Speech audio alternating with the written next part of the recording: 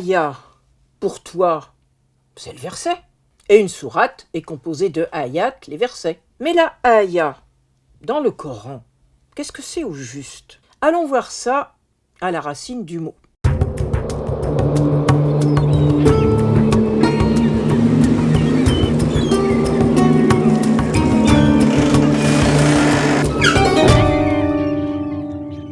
Tu connais maintenant le principe. On commence par enlever toutes les voyelles, mais là, nous voilà bien embarrassés, car il ne nous reste que la semi-voyelle Y, le Y, qui joue le rôle de consonne. C'est donc, pour le coup, une racine très irrégulière. Effectivement, elle est construite avec le hamza initial, la semi-voyelle W au milieu, le W, et le Y en troisième position.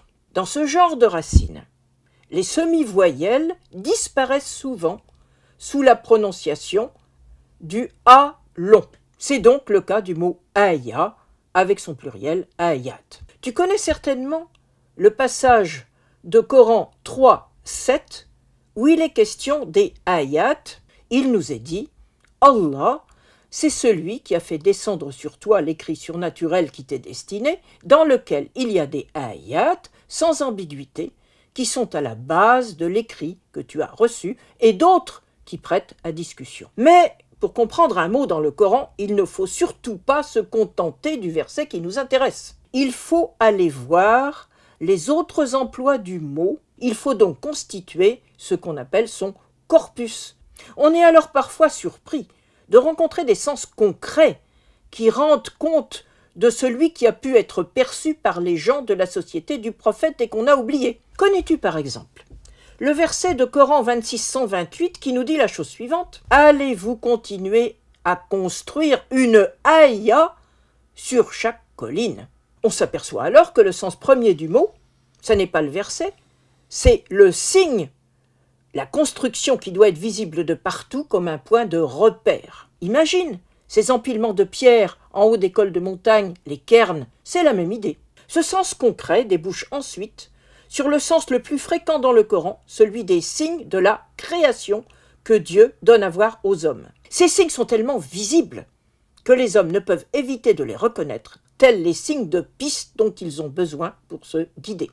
Le verset aya a donc un sens secondaire, qui se rattache à un besoin fondamental dans la société des hommes du désert, c'est la guidance. Aya est donc un parfait exemple qui te montre que la lecture directe ne permet pas de comprendre un mot du Coran dans ce qu'il donne à représenter sans son corpus. Et cela peut amener à faire des contresens.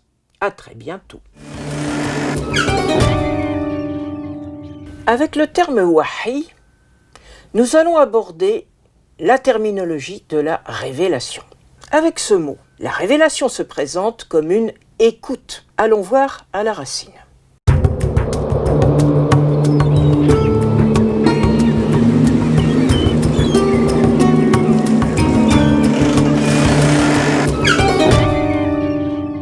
On enlève donc les voyelles, il ne reste que WH et le I qui représente la semi-voyelle Y qui joue le rôle de troisième consonne. Nous obtenons donc le verbe waha qui signifie adresser des paroles à voix basse, mais aussi produire un bruit sourd et lointain comme celui du tonnerre. C'est en réalité cette notion de bruit venu de loin qui est importante avec la notion de voix mystérieuse qui ne s'adresse qu'à celui auquel cette voix est destinée. C'est le kahin, le devin de tribu, qui est présenté comme bénéficiant de ce genre d'écoute mystérieuse pour faire les annonces qu'il délivrait aux tribus et dont il avait été fait le récepteur. Il y a donc là une terminologie partagée qui met des hommes en relation avec le surnaturel. On a par exemple, dans 11-49, à propos du récit de Noé, qui est révélé à Muhammad le passage suivant qui définit bien ce qu'est un wahi. Quelles sont les nouvelles du raïb, dans ce cas il s'agit du passé, dont nous te donnons écoute, wahi. Tu n'en connaissais rien auparavant, ni toi, ni les tiens.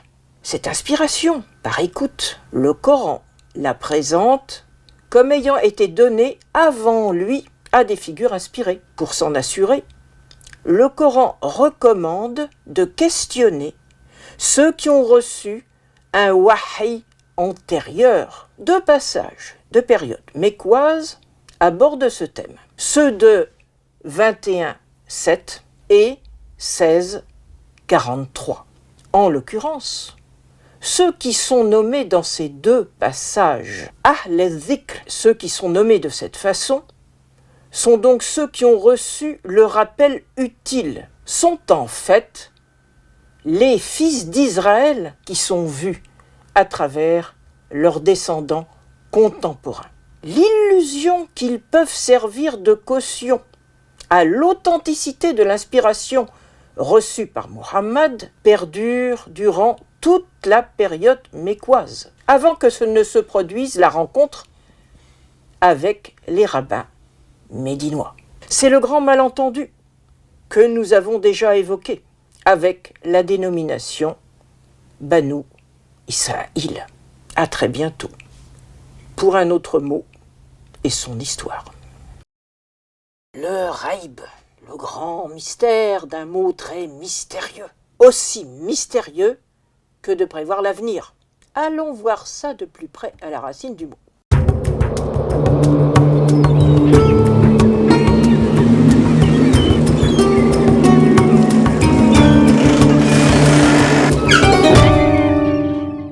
On enlève donc comme à notre habitude toutes les voyelles afin de ne laisser que les consonnes. Et il nous reste GH, RE, Y et B. Le Y, c'est ce qu'on appelle une semi-voyelle qui joue un rôle de consonne. Tandis que le GH, en arabe, c'est une seule consonne qu'on prononce comme un R à condition de ne pas le rouler. C'est la consonne Rain. On obtient alors le verbe irrégulier Raba, qui masque le Y du milieu. Et Raba, cela signifie être absent. À l'époque du prophète, pour les hommes des tribus, le raïb, c'était avant tout l'absence de visibilité sur l'avenir.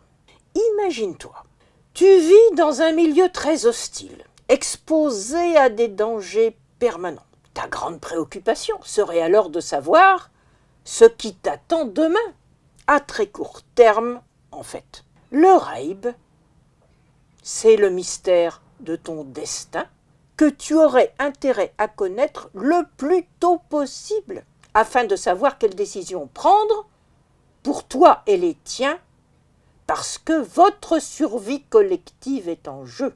Les hommes d'Arabie considéraient leur avenir comme un destin fixé et inscrit, leur mektoub.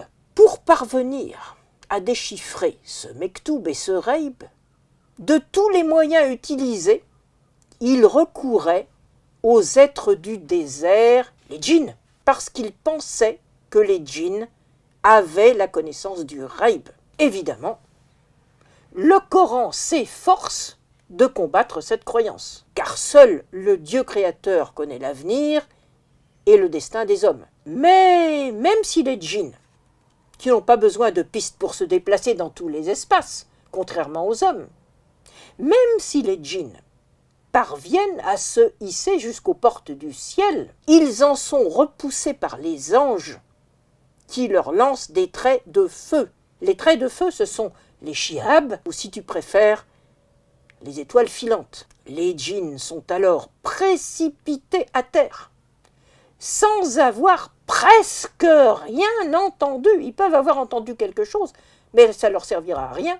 Ils ne peuvent donc renseigner les hommes utilement sur leur avenir. Tu les retrouveras avec cette histoire dans le Coran, notamment dans la sourate 15 au verset 18. C'est dans ce verset qu'on appelle les djinns, les shayatines, un mot important sur lequel on aura l'occasion de revenir. Quand tu utilises donc l'expression Allah a'lam, tu ne le sais sans doute pas.